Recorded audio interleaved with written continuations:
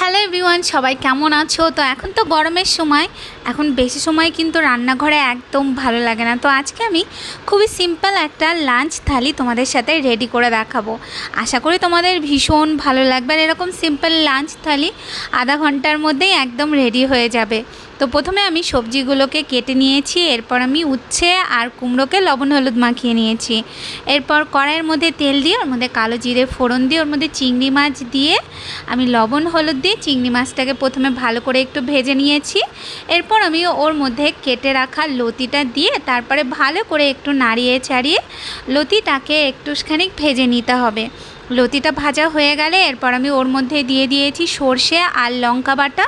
তো সর্ষে লঙ্কা বাটার মধ্যে আমি আগে থেকে লবণ দিয়ে তারপরে বেটেছিলাম।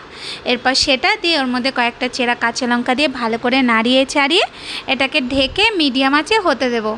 আর এইদিকে অন্য কড়াইয়ের মধ্যে তেল দিয়ে আমি লবণ হলুদ মাখিয়ে রাখা উচ্ছেগুলোকে দিয়ে এরপর উচ্ছেটাকে ভালো করে একটু ভেজে নেব।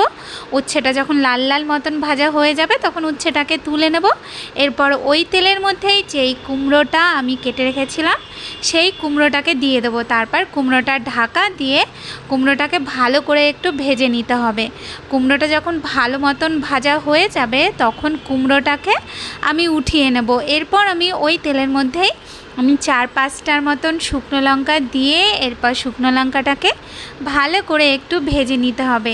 তো শুকনো লঙ্কা ভাজা হয়ে গেলে শুকনো লঙ্কাটাকে তুলে নিয়েছি। আর এইদিকে দেখো আমার লতিটাও হয়ে গেছে। তো লতিটা দেখতে কতটা সুন্দর হয়েছে।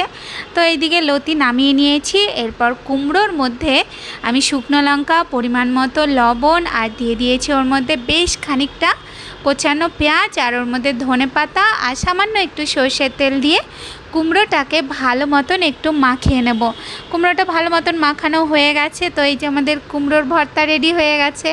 তো আজকে সিম্পল লাঞ্চে আমি বানিয়েছিলাম কুমড়ো ভর্তা আর ছিল উচ্ছে ভাজা আর এখানে ছিল চিংড়ি মাছ দিয়ে লতি। তো এই সিম্পল লাঞ্চ থালি তোমাদের কেমন লাগলো অবশ্যই বলো। ভালো লাগলে লাইক